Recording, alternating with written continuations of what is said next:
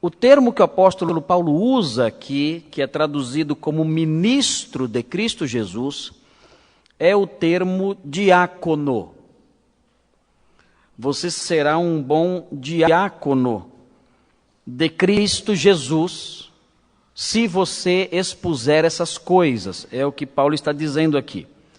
E nós sabemos que nas pastorais, especialmente, a palavra diácono tem esse significado aí, claro, de alguém que serve. Então o apóstolo Paulo está ensinando aqui, o apóstolo Paulo vai ensinar nesse texto como é o bom servo, o bom diácono de Cristo. Como é a pessoa que serve bem a Cristo. E ele tem em mente especialmente o trabalho pastoral. Então há um sentido, olhando para o texto, há um sentido em que o pastor é um diácono. O pastor é um diácono na medida que ele serve também. Ele serve os irmãos e especialmente serve a Cristo. O pastor diaconiza também. O pastor realiza uma obra diaconal também. E se ele quiser ser um bom diácono na função diaconal específica, na função diaconal pastoral que Deus lhe deu, ele deve se preocupar com o texto que nós acabamos de ler. Porque esse texto mostra os deveres de um bom ministro, de um bom diácono pastor. Esse texto mostra os deveres do pastor diácono, do pastor que não só ocupa um cargo de liderança na igreja, mas é o pastor que serve a Cristo. O pastor que serve a Cristo tem que se desincumbir dos deveres que estão consubstanciados nesses 3 versículos que acabamos de ler. Então, muitas vezes eu me pergunto se eu sou um bom pastor. Mas nós não podemos avaliar isso, eu não posso avaliar se eu sou um bom pastor à luz da opinião, da mera opinião das pessoas. É claro que a opinião das pessoas é importante, é lógico. É claro que a opinião das pessoas nós devemos levar em conta. Se alguém nos procura e fala, pastor, o pastor tem falhado nisto ou naquilo, é evidente que o pastor deve abrir seus ouvidos, deve escutar, deve atender, deve avaliar aquela análise que lhe foi apresentada, daquela crítica que lhe foi apresentada, e deve emendar a sua vida dentro daquilo que a palavra de Deus ensina. Mas não é somente a perspectiva das pessoas que deve ter espaço na avaliação que o pastor faz do seu trabalho. Deve ocupar um espaço maior e primordial na avaliação do seu trabalho aquilo que a palavra de Deus nos diz. O que a palavra de Deus diz que o pastor deve ser. Como o pastor deve realizar o seu trabalho. Como o pastor pode ser um servo de Cristo, um diácono de Cristo e ser um bom diácono de Cristo. Um bom servo de Cristo, independentemente, muitas vezes, de agradar as pessoas.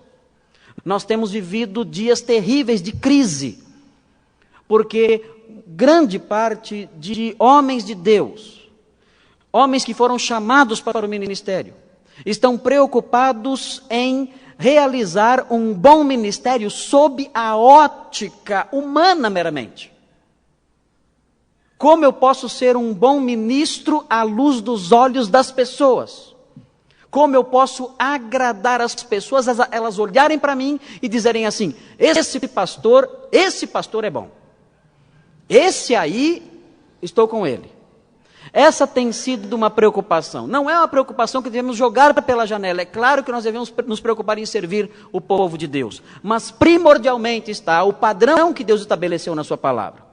Então, antes de ouvir os irmãos, antes de ouvir as opiniões pessoais dos irmãos, é preciso que o pastor olhe o que a Sagrada Escritura diz sobre o bom ministro. E ajuste a sua vida àquilo que a Sagrada Escritura diz ser as características do bom ministro, do bom diácono de Cristo. No texto que está aqui na nossa frente, nós temos 3 deveres do bom ministro. E eu quero ampliar o escopo dessa mensagem. Eu quero ampliar o escopo dessa mensagem, porque, mais uma vez, nós devemos lembrar que nem sempre nós ocupamos o cargo de diácono. Mas todos nós temos o dever de exercer a diaconia. Nem sempre podemos exercer o diaconato. Eu já disse uma vez aqui. Nem sempre podemos exercer o diaconato, porque esse é um ofício que a Bíblia reserva para alguns homens apenas, que preenchem certos requisitos bíblicos. Então nem todos podem ocupar o diaconato, mas todos nós devemos exercer a diaconia. De modo que você também pode ser um bom diácono de Cristo, observando esses deveres que são mencionados aqui.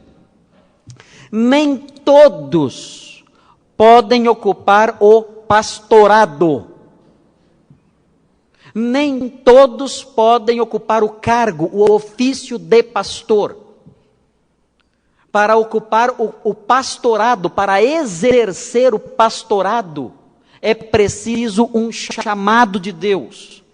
E numa outra oportunidade, nós podemos falar sobre o significado disso, que é o chamado de Deus. Numa outra ocasião, avaliar isso à luz da Bíblia e não à luz do que tem sido dito por aí afora.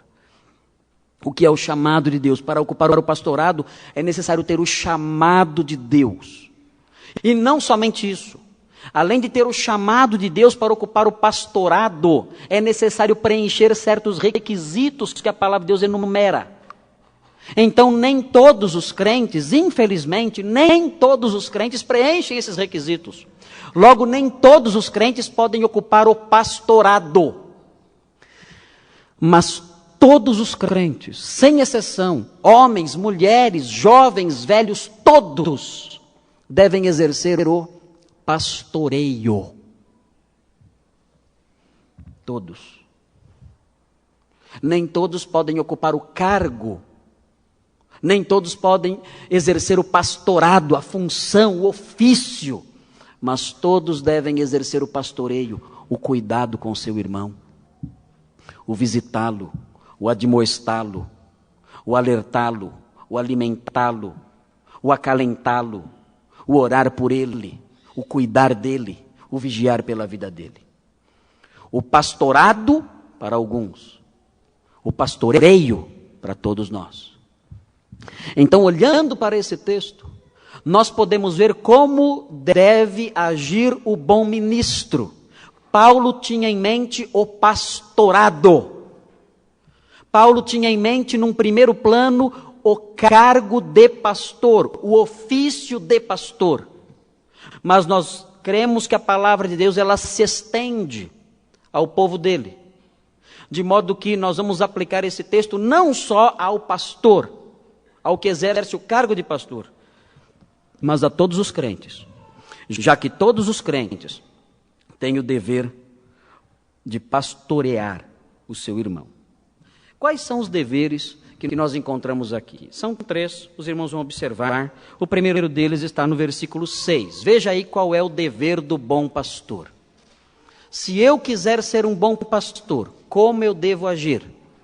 Se você quiser pastorear o rebanho de Deus, como membro desse rebanho, quiser exercer o pastoreio desse rebanho, veja o que você tem que fazer. Diz assim o versículo 6, observe a análise do versículo. Expondo estas coisas aos irmãos, serás bom ministro de Jesus Cristo. Para sabermos qual é o primeiro dever, é necessário que nós identifiquemos o significado de estas coisas. O texto fala, expondo estas coisas, serás bom ministro de Cristo Jesus. E o que são estas coisas? Nós, na semana passada, estudamos o que são essas coisas. Essas coisas de que Paulo fala são doutrinas falsas. Falsos mestres. O apóstolo Paulo diz, olha, existem homens que estão ensinando mentiras. Existem homens que estão ensinando que para ser santo, a pessoa não deve se casar. Existem homens que estão ensinando que para ser santo, a pessoa deve se abster de alguns alimentos. Deve se abster de certos tipos de carne. E Deus revela em sua palavra que tudo é bom. Ou seja, Essas doutrinas são falsas, esses mestres são falsos. Se você alertar os irmãos acerca do perigo desses homens e dessas doutrinas, você será um bom ministro. Então, qual é o dever, o primeiro dever do ministro? Ele deve alertar os irmãos acerca dos perigos. Como eu posso ser um bom pastor? Como você pode exercer um trabalho de pastorear os seus irmãos, mesmo sem ocupar o cargo de pastor? Alertando seus irmãos acerca dos perigos doutrinários, dos perigos dos falsos mestres que cercam constantemente as ovelhas de Cristo.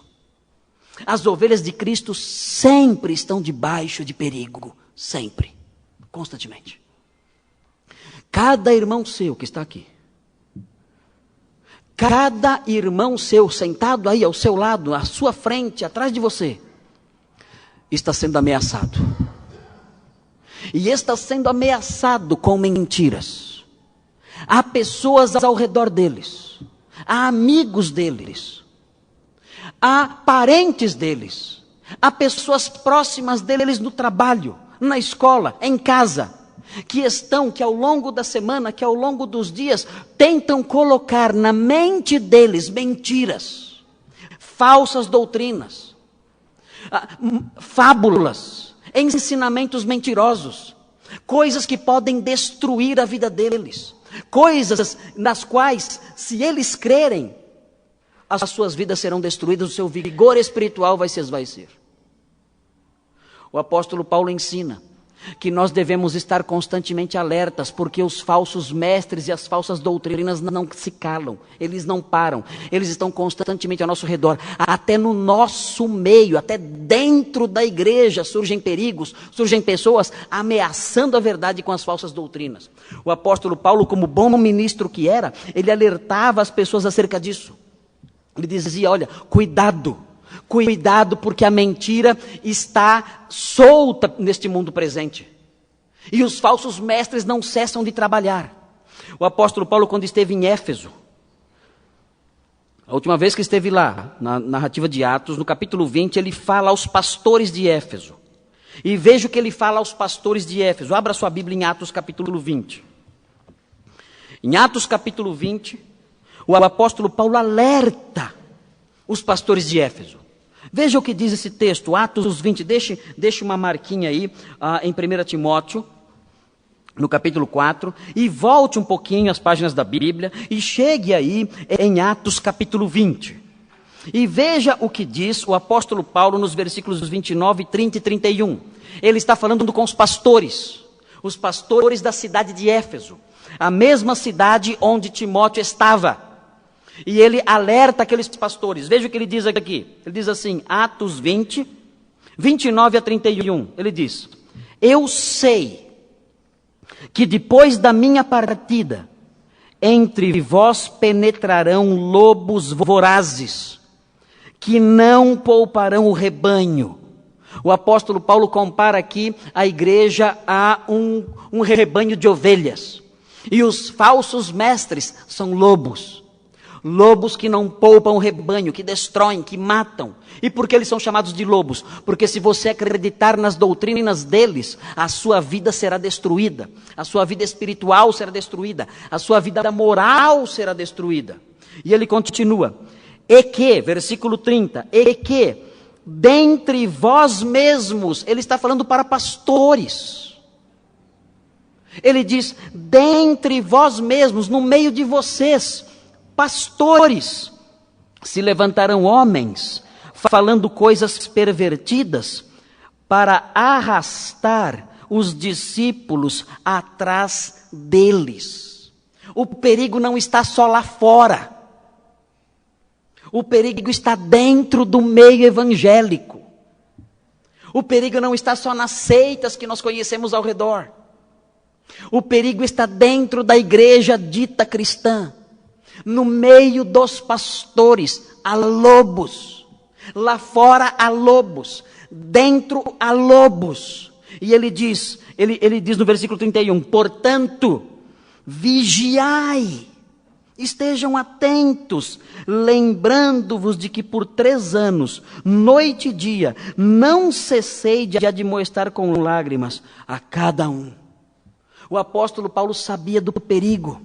E ele diz, vocês devem estar alertas, vigiando, alertando as pessoas, trabalhando como supervisores, como pessoas que estão alertas o tempo todo, observando de uma torre, vendo o perigo e avisando as pessoas. Você quer ser um bom ministro? Você deve fazer isso. Você quer ser um bom servo de Cristo? Não é só o pastor que tem que fazer isso. O pastor tem a atividade primordial de fazer isso. É sobre ele que pesa primordialmente esse dever. Mas esse dever cabe a você também. Você também deve exercer o pastoreio.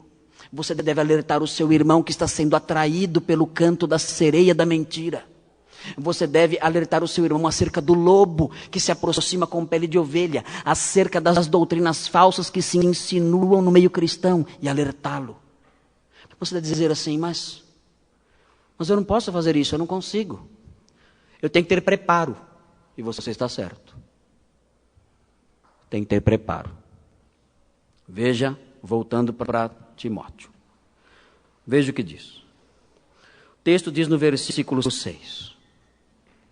Expondo estas coisas aos irmãos, e é aos irmãos que você deve fazer isso, especialmente, serás bom ministro de Cristo Jesus.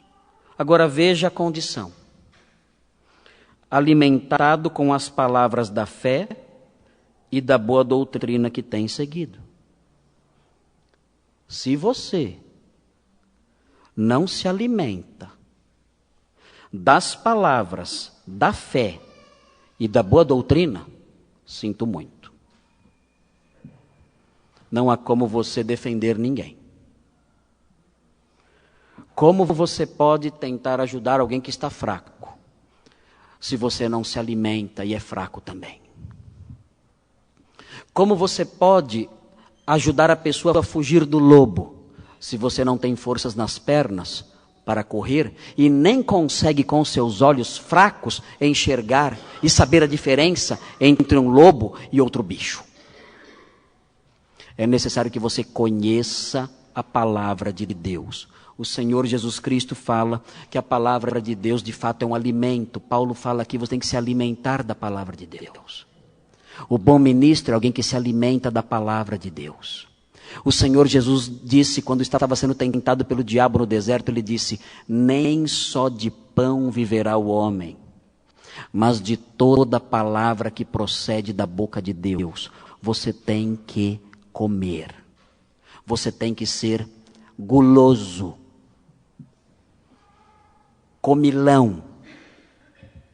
Você tem que se alimentar da Sagrada Escritura, das palavras da fé, das palavras da sã doutrina. Você não pode perder essas oportunidades de aprender.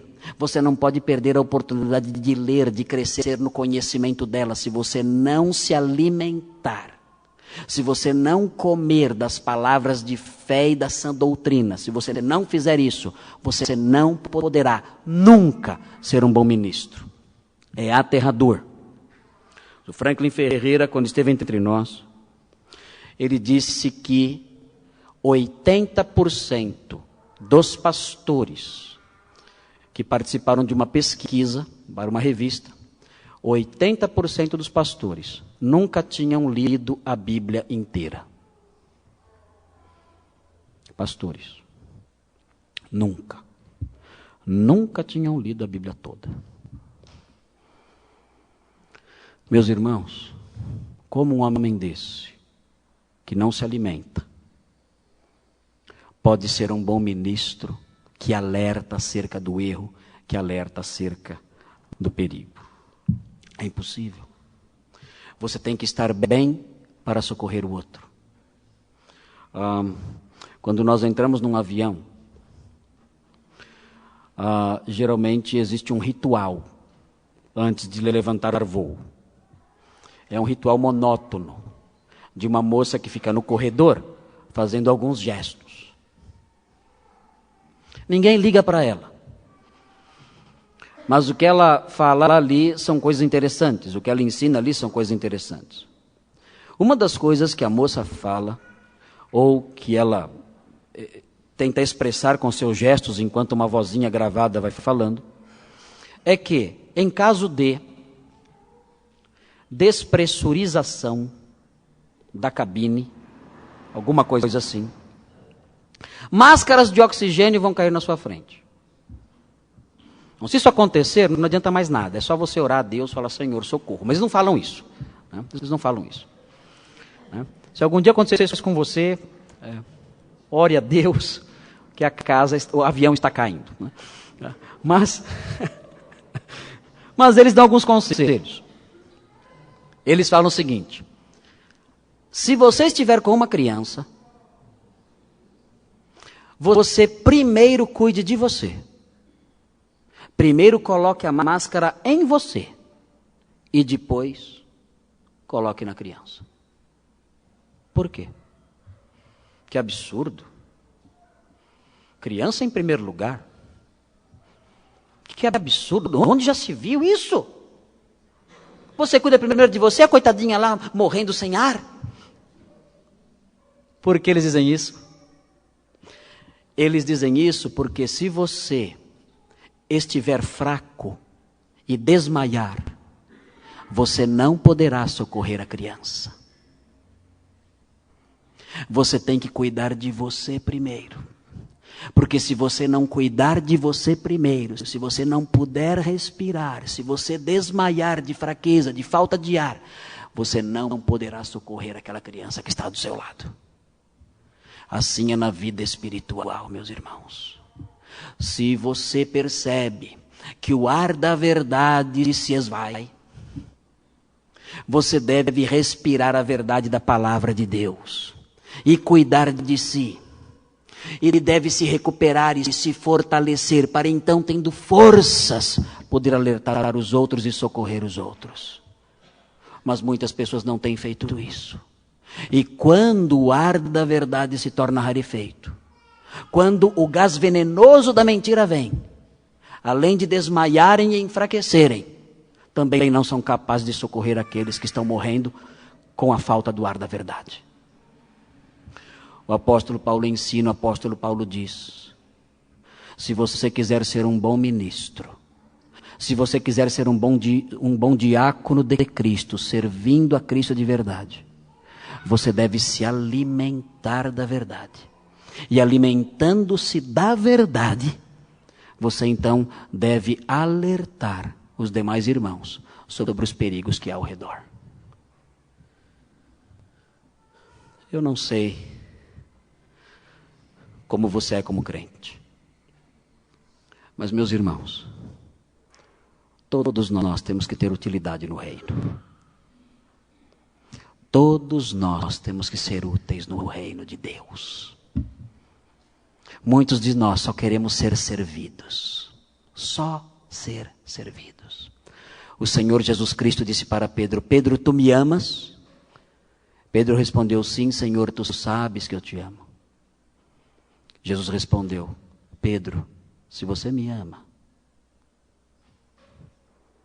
coloque a máscara nas minhas ovelhas. Se você me ama, cuide das minhas ovelhas. Se você me ama, apacente as minhas ovelhas. Porque o amor a Jesus não é amor só de boca. O amor a Jesus não é amor só de palavras. O amor a Jesus não é um amor só de lágrimas e de emoções que nós sentimos quando cantamos um hino. Não. O amor a Jesus é um amor de mãos. É um amor que estende a mão para o outro, que socorre o outro, que admoesta o outro, que corrige o outro, que alerta o outro, que socorre do perigo. E se você quer ser um crente útil, um diácono de Cristo, bom diácono de Cristo, você deve apacentar as ovelhas, protegê-las, guardá-las, socorrê-las, alertá-las, evitar que o perigo as arrebate. Todos devem fazer isso. Você deve ser um diácono de Cristo. Mas há um segundo dever. Está no versículo 7. O versículo 7 mostra o outro dever. Veja o que diz. Mas rejeita as fábulas profanas e de velhas caducas. Essa tradução é um pouco engraçada, né? Mas ela está certa. É isso mesmo. Algumas traduções dizem rejeita fábulas profanas e tolas. Abrando um pouquinho para não falar mal das velhinhas caducas. Mas na verdade a tradução está certa aqui. Rejeita as fábulas profanas e de velhas caducas. É isso mesmo. O segundo dever que nós aprendemos aqui, olhando o versículo 7, é rejeitar doutrinas vãs. Rejeitar doutrinas vãs. Como diáconos de Cristo, como servos de Cristo, como ministros de Cristo, os pastores devem ter o dever, devem abraçar o dever sagrado de rejeitar doutrinas vãs. Eles não podem propagá-las, eles não podem ensiná-las, não podem abraçá-las, eles devem rejeitá-las. E todos os diáconos de Cristo devem rejeitar doutrinas vãs. O texto que está diante de nós, o versículo 7, qualifica as doutrinas vãs. Veja como ele qualifica. Primeiro, ele as chama de fábulas. O que são fábulas?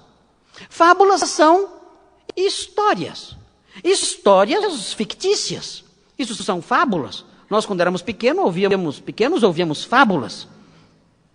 As doutrinas falsas, elas têm essas histórias. Histórias fictícias.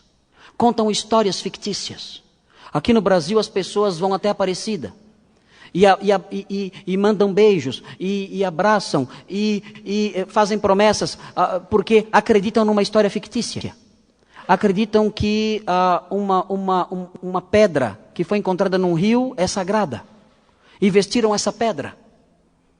E servem essa pedra, e construíram uma catedral para esta pedra. E caminham até lá, até o local onde está o templo desta pedra. E se ajoelham na estrada e vão pela Dutra, ali pela Via Dutra, ajoelhados com uma cruz nas costas, enfim, andando para adorar essa pedra. Histórias fictícias. Adoram essas coisas. Creem nessas coisas. Abraçam essas coisas, fábulas, historietas fictícias. Em Roma existe uma igreja em que há um boneco. Um boneco, uma dessas, como essas bonecas que as crianças têm em casa, aqueles bonecões que parecem um bebezão meio mole, meio bobo. Já viram essas bonecas que tem a cabeça de plástico e o corpo de pano? Aqueles bebezões. Lá em Roma tem uma igreja que tem um bebezão desse, numa vitrine. E o bebê fica com uma coroa de ouro. Se vender a coroa, dá para comprar essa propriedade inteira. Na cabeça do boneco. E eles adoram aquele boneco. Dizem que roubaram uma vez o boneco. Levaram o boneco para longe de Roma. Mas não contavam com a astúcia do boneco. E o boneco de noite, sem ninguém ver, na calada da noite, o boneco se levantou e foi andando pelas ruas. E chegou até o centro de Roma. E subiu uma das colinas de Roma e voltou para a igreja. E falou, eu vou ficar aqui é o meu lugar. E todos ficaram admirados com o milagre do boneco. O santo boneco, o santo bambino. E então fizeram uma grande procissão. E toda a cidade parou. E houve um dia especial. E o Papa compareceu naquele dia especial. E coroaram com uma coroa de ouro o santo bambino. E lá está o boneco de plástico ou de pau, ou sei lá do que, coroado ali.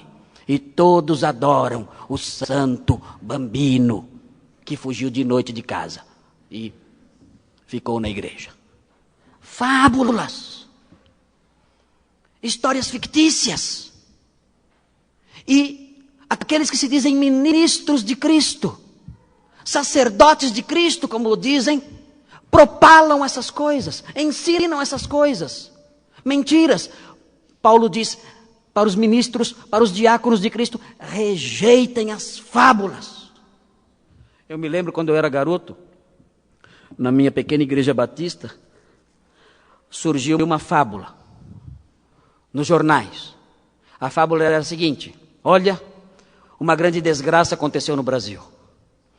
Uma grande desgraça espiritual aconteceu no Brasil. Nasceu um bebê. E nasceu um bebê diabo. Nasceu um bebê diabo. Quantos se lembram dessa história? Nasceu o bebê diabo. Bebê diabo, sim. O bebê diabo nasceu. Ele tem chifres e rabo. E o bebê diabo, ele anda e diz coisas, diz blasfêmias. E o bebê diabo é terrível. As enfermeiras do hospital estavam apavoradas.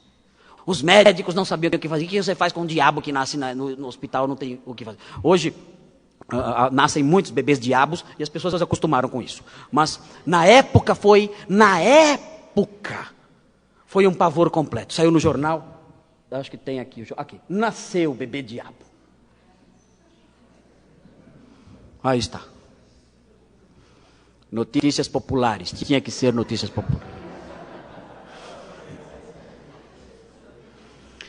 Nasceu o bebê diabo. Até aí tudo bem. Dá para ver que é um desenho. Mito, fábula. Mas o que mais me impressionou, eu era criança, eu não acreditava nisso. Meu avô dizia para mim: Marcos, tudo isso é mentira. Inventaram isso para vender jornais. Então fui preparado pelo meu avô para não acreditar nisso. Mas o que me assustou foi o dia que o pastor subiu no púlpito. Eu não esqueço aquela noite. O pastor Batista subiu no púlpito. Ele disse: irmãos, estamos nos últimos tempos. Um diabo nasceu. E é brasileiro.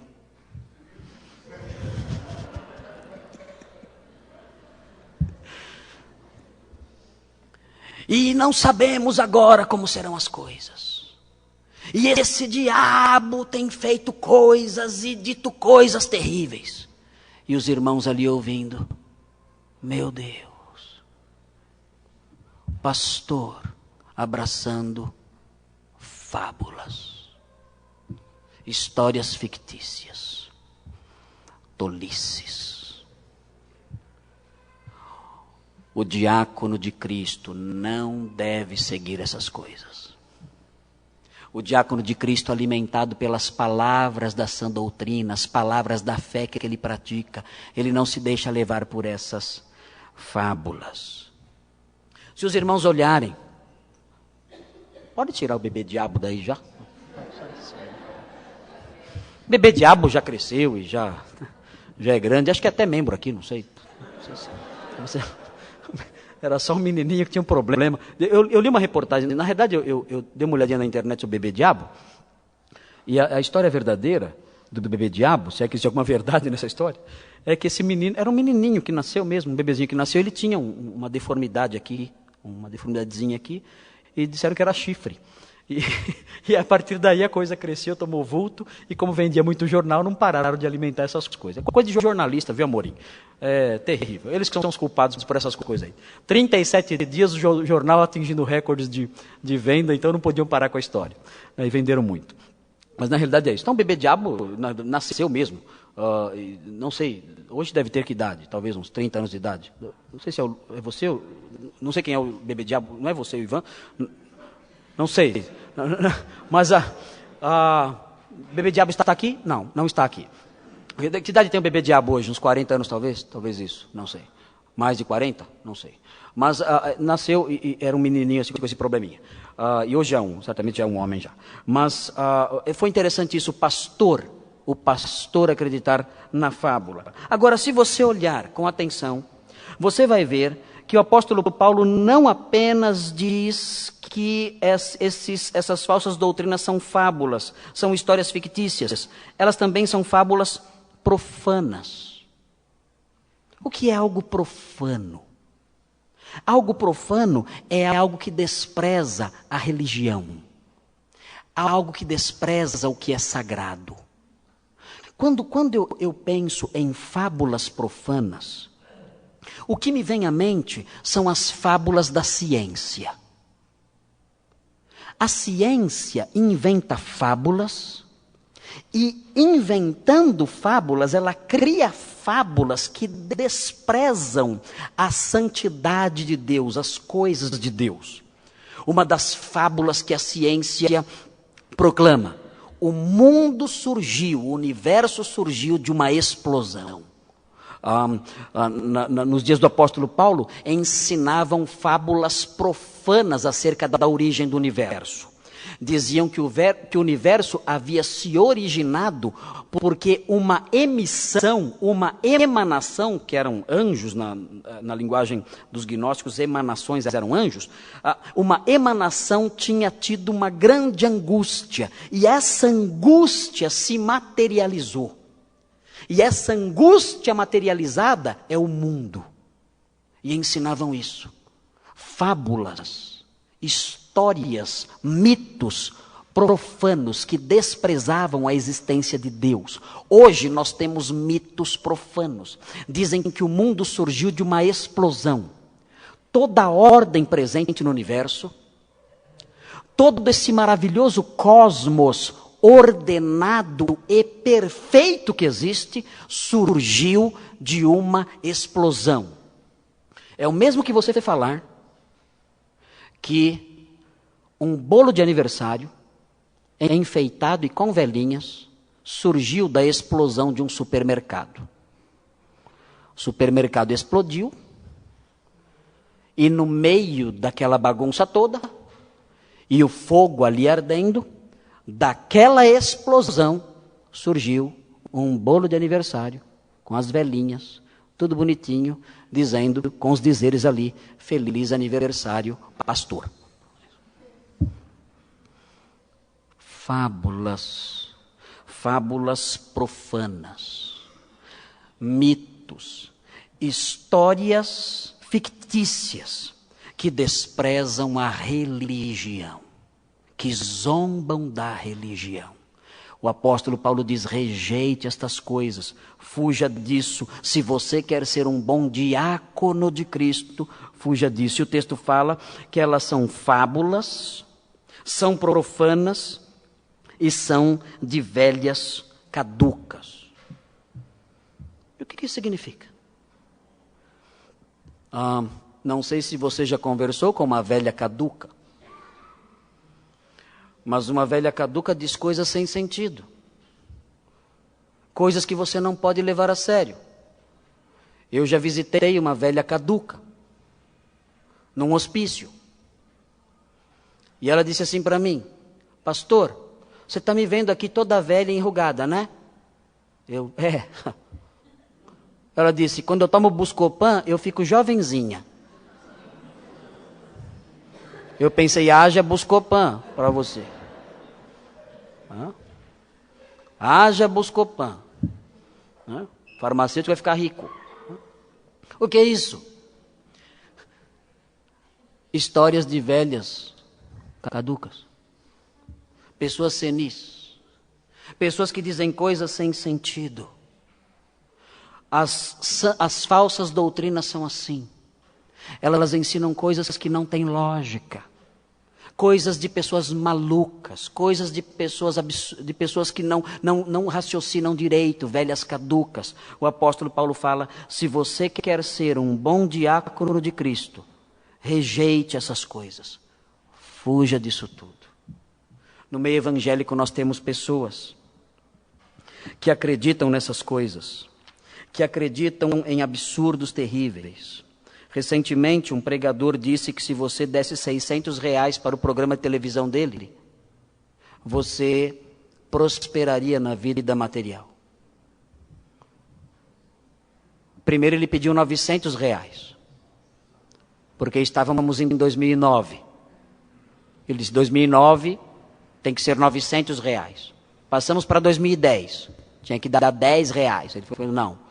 Então ele mudou para R$600, não tinha mais nada a ver com o ano. E ele disse: se você der R$600 para o meu programa, as portas do céu vão se abrir. E você vai receber muita prosperidade. E ele disse, Deus apareceu no meu quarto de hotel. Deus me visitou no meu quarto de hotel. E ele disse para mim, eu vou fazer uma obra maravilhosa no Brasil. E as pessoas que derem R$600 para essa obra vão prosperar como nunca em toda a história do mundo. Velhas, caducas. Rejeite essas coisas. Se você quer ser bom diácono de Cristo, rejeite essas coisas. E ao terceiro dever. O terceiro dever está no versículo 7, no finalzinho. O texto diz assim, exercita-te pessoalmente na piedade.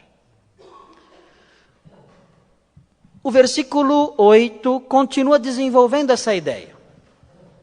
Exercita-te pessoalmente na piedade.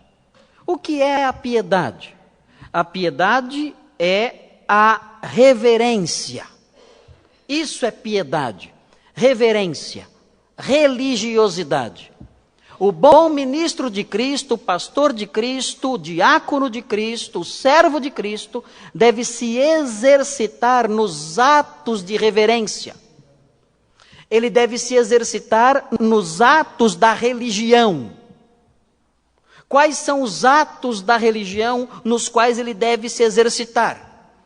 Quais são os exercícios que ele deve realizar como ministro de Cristo? Na época da Reforma Protestante surgiu um teólogo que fundou a Ordem dos Jesuítas. O nome dele era Inácio de Loyola. A foto dele está aqui também. Ele é bem diferente do bebê diabo. Não, esse não. Ok, esse é Inácio de Loyola. É o fundador da Ordem dos Jesuítas, a maior ordem do mundo. Inácio de Loyola escreveu um livro chamado Exercícios Espirituais. E ele ensinava você a crescer espiritualmente através da prática de exercícios espirituais. E como eram os exercícios espirituais? Você tinha que mentalizar as coisas. Você tinha que ler uma história do Evangelho. E você tinha que imaginar aquela história e você dentro daquela história. Então você imaginava, por exemplo, o presépio em Belém. Os animais ali.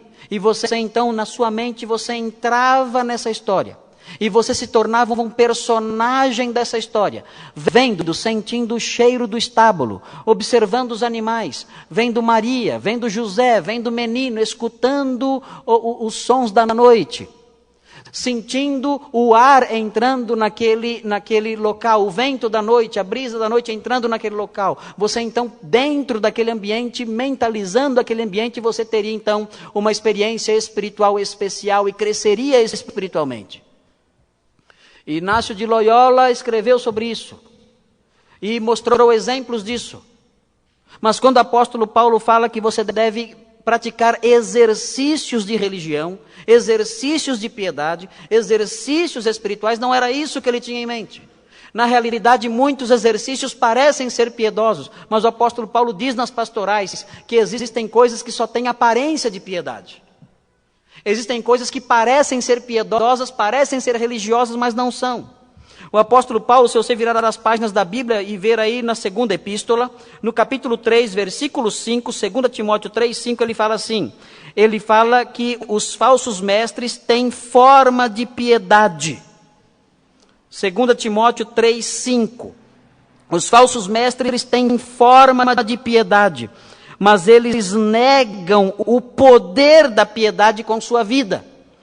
Tendo forma de piedade, negando-lhe, entretanto, o poder. Foge também destes. Ele fala que há pessoas que vivem de tal forma que parecem ser piedosas, parecem ser religiosas, mas são mentirosos. É uma piedade falsa, é uma piedade falha. Ele explica como se exercitar na piedade. Como alguém pode se exercitar de forma espiritual, na religião verdadeira, na reverência para com Deus. Ele explica nas pastorais que o homem que se exercita na piedade é o homem que lê a Sagrada Escritura, É o homem que ora levantando mãos santas, sem ira e sem animosidade. Isso é um exercício espiritual. É o homem que admoesta o seu irmão. Isso é um exercício espiritual. Se os irmãos olharem também o capítulo 5 de 1 Timóteo, é só virar uma vez a página da Bíblia. Capítulo 5 de 1 Timóteo, no versículo 4 diz assim, 5:4, só virar a página, 5:4. Mas se alguma viúva tem filhos ou netos, que estes aprendam primeiro a exercer piedade. Vejam, ele manda aqui que algumas mulheres, que são viúvas, devem ser objeto da prática da piedade dos seus filhos e netos. E como os filhos e netos podem praticar a piedade? O texto diz assim, que aprendam exercer piedade para com a própria casa e a recompensar a seus progenitores, pois isto é aceitável diante de Deus. O que é praticar a piedade aqui? É ajudar os pais. São deveres religiosos. Orar a Deus. Ler a sua palavra. O apóstolo Paulo fala, dedica-te à leitura, dedica-te a ler a Escritura. Levante mãos santas, sem ira nem animosidade, sem ira nem contenda. Admoeste os irmãos, são práticas piedosas. Cuide dos seus entes queridos que precisam de socorro, são práticas religiosas. Se os irmãos olharem Tiago é muito prático. E ele fala sobre a religião, como se vive a religião. Como é a religião verdadeira? A religião verdadeira não é só ir à igreja. Exercitar a piedade não é só ir à igreja. Tiago explica como é a piedade prática. Tiago 1.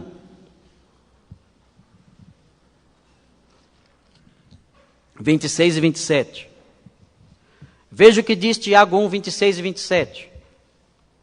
Se alguém supõe ser religioso ou piedoso, ser piedoso e ser religioso é a mesma coisa. Piedade é a prática da religião. Se alguém supõe ser piedoso, deixando de refrear a língua, antes enganando o próprio coração, a sua religião é vã. Como é que eu me exercito na piedade? Refreando a minha língua. Exercita-te na piedade. Refreie a própria língua. Versículo 27. A religião pura e sem mácula para com o nosso Deus e Pai é esta: visitar os órfãos e as viúvas nas suas tribulações, e a si mesmo guardar-se incontaminado do mundo. Como eu posso exercitar a minha religião? O texto explica: guarde a sua língua, refreie a sua língua, visite órfãos e viúvas, pessoas necessitadas, e mantenha-se incontaminado do mundo. Isso é exercitar-se na piedade. É algo prático. E o bom ministro de Cristo deve fazer estas coisas. O pastor deve ser assim.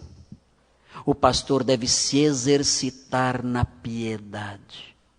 O pastor deve orar a Deus, como ensina Paulo em Timóteo, levantando mãos santas, sem ira e sem contenda. O pastor deve se dedicar à leitura da Escritura.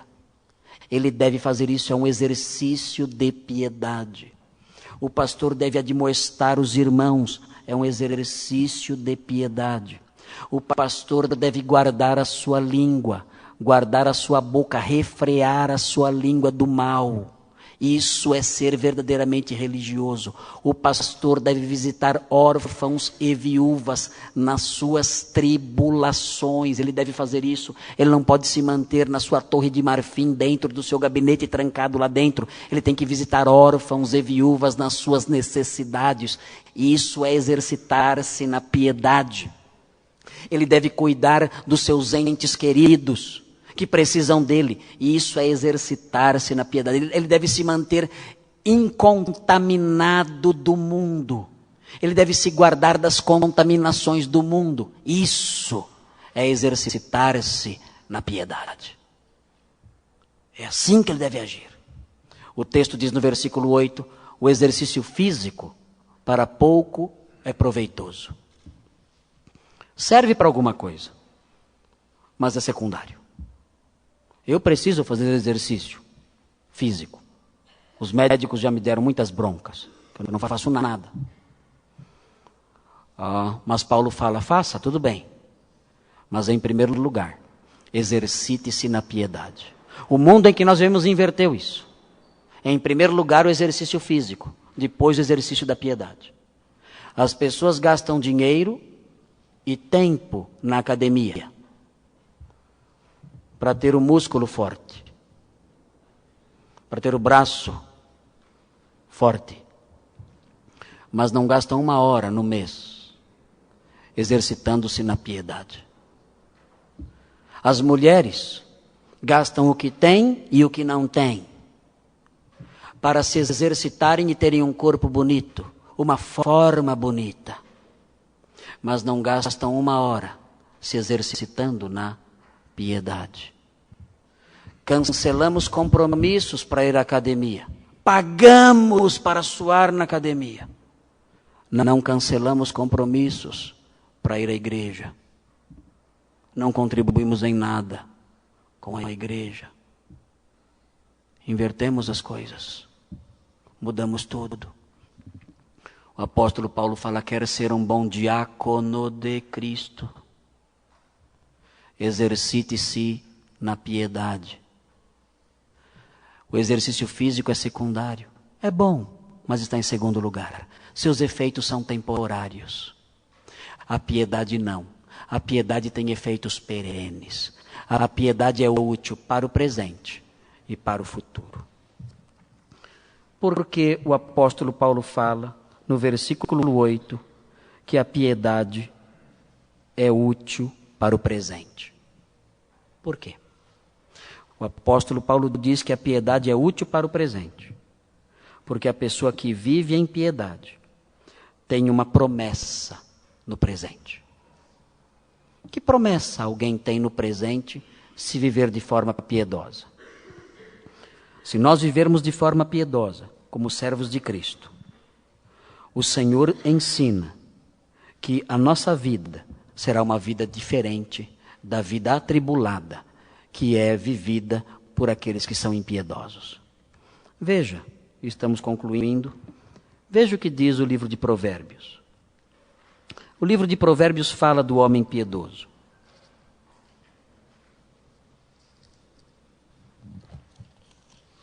Provérbios 3.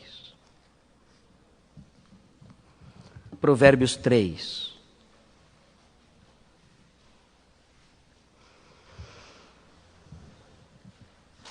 Paulo fala, a piedade tem a promessa da vida presente e da vida futura.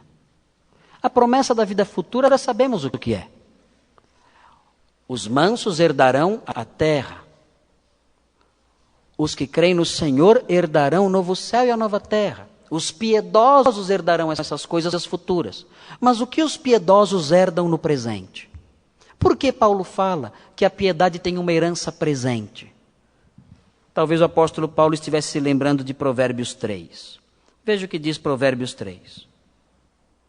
Filho meu, não te esqueças dos meus ensinos, e o teu coração guarde os meus mandamentos, porque eles aumentarão os teus dias e te acrescentarão anos de vida e paz. A piedade com uma promessa presente. Continue a leitura. Não te desamparem a benignidade e a fidelidade. Ata-as ao pescoço. Escreve-as na tábua do teu coração. E acharás graça e boa compreensão diante de Deus e dos homens. Confia no Senhor de todo o teu coração. E não te estribes no teu próprio entendimento. Reconhece-o em todos os teus caminhos e ele endireitará as tuas veredas. Não seja sábio aos teus próprios olhos, teme ao Senhor e aparta-te do mal. Seja piedoso, é o que ele está dizendo. Versículo 8. Será isto saúde para o teu corpo e refrigério para os teus ossos. Honra o Senhor com os teus bens, é a piedade, e com as primícias de toda a tua renda, é a piedade isso. E se encherão fartamente os teus celeiros, e transbordarão de vinho os teus lagares. É a promessa para a vida presente, dirigida ao homem piedoso. Obedeça aos meus mandamentos, e você terá paz na presente vida. Quais são os deveres do diácono de Cristo, do ministro de Cristo, do servo de Cristo? Primeiro, alertar os irmãos. Você faz isso?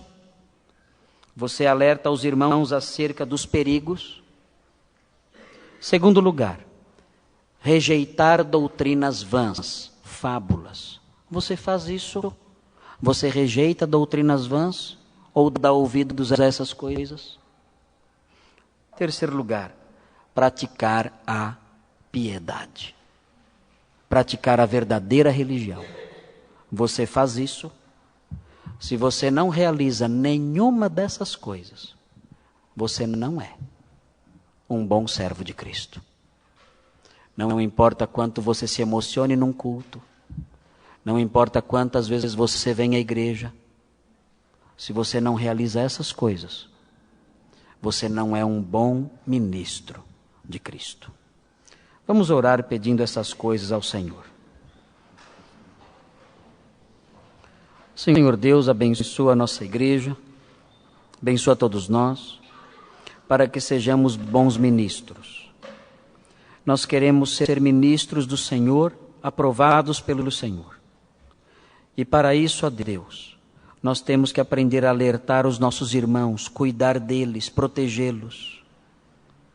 Nós queremos ser bons ministros do Senhor e para isso nós temos que rejeitar fábulas. Nós queremos ser bons ministros do Senhor e para isso temos que praticar a piedade, nos exercitar nela. Senhor, queremos pedir que essas três coisas, esses três deveres sejam reais para nós. Que a sua palavra nos modifique, porque na nossa vida cristã temos sido tão lentos, tão inúteis, tão morosos. Vem nos ajudar, que a sua palavra nos estimule, que ela seja prioridade para nós, que a nossa maior preocupação seja ser bons ministros, bons diáconos do Senhor Jesus Cristo, não conforme o mundo avalia, mas conforme a sua palavra avalia. Dá-nos essas coisas, dá-nos o privilégio de alertarmos nossos irmãos, de rejeitarmos as fábulas e de exercitarmos a piedade. Em nome de Jesus pedimos isso. Amém.